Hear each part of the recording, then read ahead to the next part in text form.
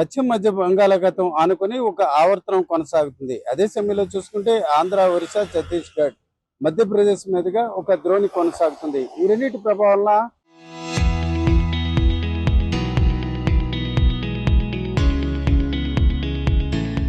నైరుతి ఋతుపవనాల్లో మరింత కదలిక కనిపిస్తుంది.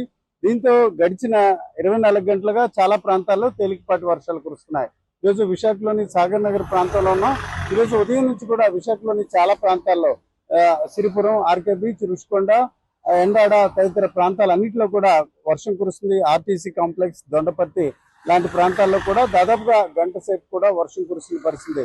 ఈ వాతావరణం మరొక 3 రోజుల పాటు ఇదే రకంగా కొనసాగుతుందని వాతావరణ శాఖ అధికారులు చెప్తున్నారు. ముఖ్యంగా చూసుకుంటే రానున్న 48 గంటల పాటు ఉత్తర కోస్తా జిల్లాలోని చాలా ప్రాంతాల్లో తేలికపాటి వర్షాలు, అక్కడక్కడ చూసుకుంటే ఉరుములు మెరుపులతో కూడిన వర్షాలు కూడా కురిసే అవకాశం ఉంది.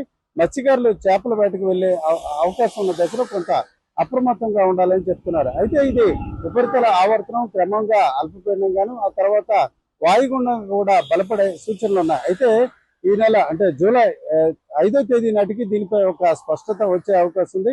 రానున్న 3 రోజులు మాత్రం చాలా ప్రాంతాల్లో తేలికపాటి వర్షాలు కురుస్తాయని, జూలై 5వ తేదీ నాటికి ఇది వాయుగుండంగా బలపడుతుందా లేక అల్పపీడనంగా బలహీనపడుతుందా అన్న విషయంపై ఒక నిర్ధారణ అయ్యే అవకాశం ఉంది.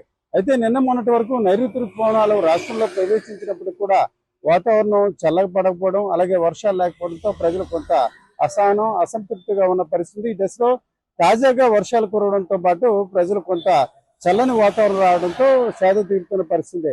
అయితే ఉత్తరాంధ్ర ప్రజలకు ఒక సెంటిమెంట్ ఉంటుంది. సహజంగా ఈ మాసంలో వచ్చే పౌర్ణమి ఏరువాక పౌర్ణమి అంటారు. సహజంగా ఏరువాక పౌర్ణమి సందర్భంగా వర్షాలు కురవడం, అలాగే వ్యవసాయ పనులు ప్రారంభించడం అనేది ఉత్తరాంధ్రలో ఒక సాంప్రదాయంగా మొదలవుతుంది. ఈ దశలో మరొక 2 రోజుల్లో పౌర్ణమి, ఏరువాక పౌర్ణమి వస్తున్న దశలో ఏ కారణంగా అయినప్పటికీ కూడా తాజా వర్షాలు మాత్రం వ్యవసాయం చేసుకునే రైతులకు మాత్రం ఉపయోగపడే అవకాశాలు కనిపిస్తున్నాయి.